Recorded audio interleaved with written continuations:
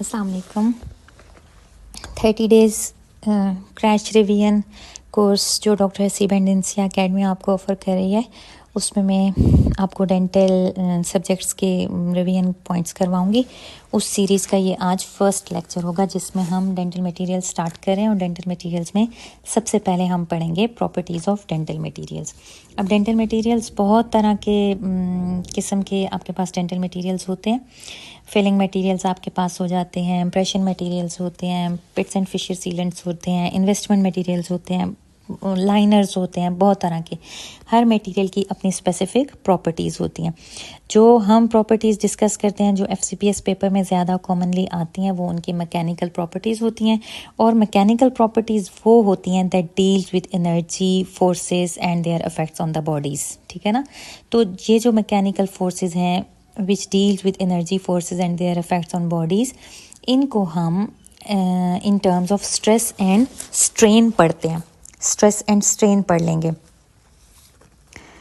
जो इनकी mechanical properties based on elastic deformation है, यानी वो डिफॉर्मेशन जिसमें आप स्ट्रेस रिमूव करेंगे, बॉडी के अंदर किसी किस्म का कोई चेंज नहीं आएगा, दैट इज़ इलास्टिक डिफॉर्मेशन। वो इस वाली प्रॉपर्टी में, इलास्टिक डिफॉर्मेशन वाली प्रॉपर्टी में हमारे पास आ जाता है stress strain curve, modulus of elasticity.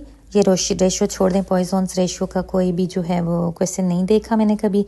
Flexibility and resilience.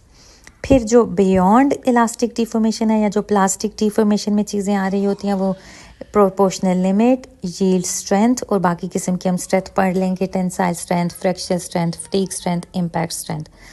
और अदर मैकेनिकल प्रॉपर्टीज़ में आ जाती है हमारे पास toughness, fracture toughness, brittleness, ductility, malleability and hardness.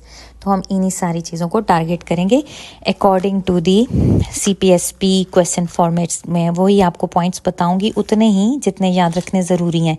इतना एक्स्ट्रा नॉलेज आप ना लें जो जिसको रिटेन करना भी मुश्किल हो और पेपर में आपको चीज़ें भी भूल रही हों।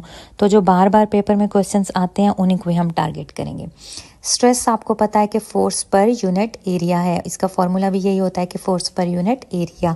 और डिफाइन हम इसको कैसे करते हैं? It is the force divided by the perpendicular cross sectional area over the force is over which the force is applied.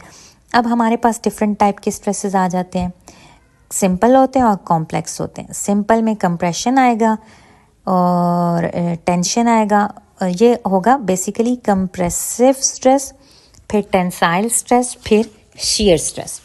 और जो हमारे पास कॉम्प्लेक्स आ रहे हैं उसमें टॉर्जन, फ्लेक्चरल और जो है वो बस यही दोनों आप कर लें। अच्छा, ये जो अब कंप्रेसिव स्ट्रेस है, इसमें क्या होता है, जब हम फोर्स अप्लाई करते हैं वो क्रॉस सेक्शनल एरिया को डिक्रीज़ कर देती है। आपका जो फोर्स आप जिस भी पर्टिकुलर एरिया पे अप्लाई कर रहे हैं वहाँ पे उसका क्रॉस सेक्शनल एरिया डिक्रीज हो जाएगा।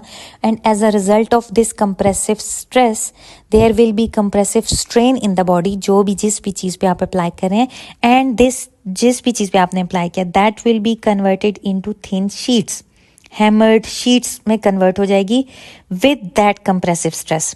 अच्छा, अब कंप्रेसिव स्ट्रेस आपका कंप्रेसिव स्ट्रेन के साथ एसोसिएटेड है। जिस बॉडी पे आप कंप्रेसिव स्ट्रेस लगाएंगे उस बॉडी के अंदर कंप्रेसिव स्ट्रेन प्रोड्यूस होगा और हम कहेंगे कि दैट मटेरियल इज मेलिएबल। वो मेलिएबल है, that can be hammered into thin sheets. वो मेलिएबल मटेरियल होगा आपका। टेंसाइल स्ट्रेस में क्या होगा कि surface area, perpendicular surface area, cross sectional area आपका इंक्रीज होगा। जब हम फोर्स अप्लाई करेंगे वो आपका इंक्रीज होगा, इलोंगेशन ऑफ द मटेरियल करेगा as a result of that stress, tensile stress. तो टेंसाइल स्ट्रेस के साथ जो चीज़ रिलेटेड है वो है डक्टिलिटी। जब भी आप किसी मटेरियल पे टेंसाइल स्ट्रेस अप्लाई करेंगे वो डक्टाइल होगा, आप उसको बेंड कर सकते हैं, स्ट्रेच कर सकते हैं। इन और dentistry, day to day dentistry या क्लिनिकल डेंटिस्ट्री, हमें कौन सी चीज़ में डक्टिलिटी की प्रॉपर्टी चाहिए? जो ऐसे मटेरियल्स में जिनसे हम वायर्स बनाएंगे, क्लैस्प बनाएंगे, ठीक है, उनमें हमें डक्टिलिटी की प्रॉपर्टी चाहिए। तो क्लैस्प स्लैब्स के लिए हमारे पास मटेरियल को डक्टाइल होना चाहिए, टेंसाइल स्ट्रेस उसके साथ होना चाहिए।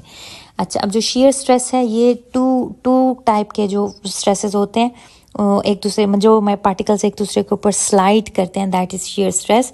टू अपोजिट डायरेक्शन में जो स्ट्रेस होते हैं ना, वो काम कर रहे होते हैं साइमल्टेनियसली, तो उसको हम शेयर स्ट्रेस कह देते हैं। टॉर्जनल वाले रोटेशनल किस्म के होंगे।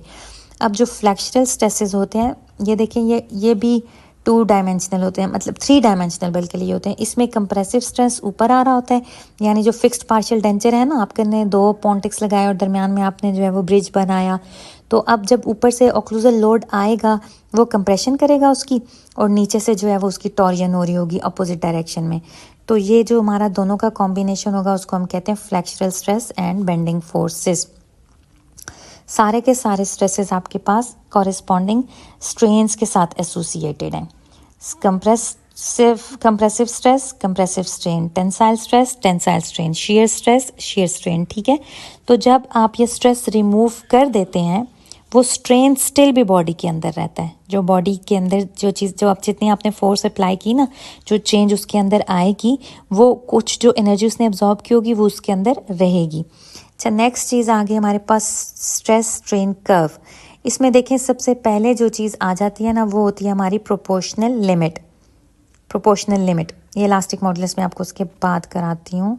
प्रोपोर्शनल लिमिट आएगी। प्रोपोर्शनल लिमिट क्या होता है कि value of stress which corresponds to the limit of proportionality. ये मैंने कहीं लिखा हुआ नहीं है, हाँ ये प्रोपोर्शनैलिटी, कि greatest stress that a material will sustain without a deviation from the linear proportion. जहाँ पे जितना आप स्ट्रेस अप्लाई कर रहे हैं उतना ही बॉडी में स्ट्रेन प्रोड्यूस हो रहा है। जो आपका ग्राफ लीनियर जा रहा है, लीनियर उसकी प्रोपोर्शन चल रही है, उस पॉइंट तक जो स्ट्रेस है उसको आप कहेंगे that is its proportional limit. Maximum stress which corresponds to the limit of proportionality is proportional limit.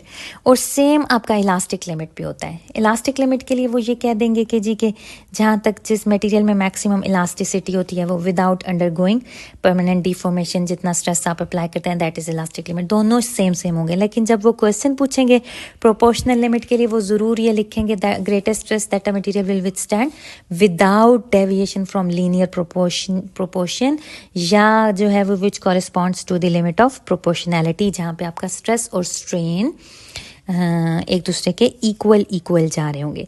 जितना ज़्यादा प्रोपोर्शनल लिमिट होगा, it means your material is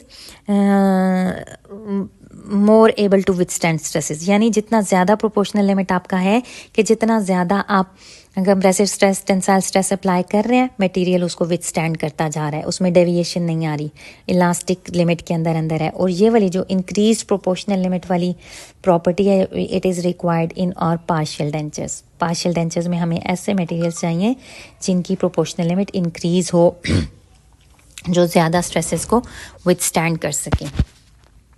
अच्छा, अब उसके बाद आता है जो यहाँ से मेरे पास चीज़ आ रही थी, इलास्टिक मॉडुलस। इलास्टिक मॉडुलस या यंग्स मॉडुलस ऑफ इलास्टिसिटी, ये दोनों जो हैं ये आपके इलास्टिक लिमिट तक के स्ट्रेस स्ट्रेन का कर्व है, ठीक है।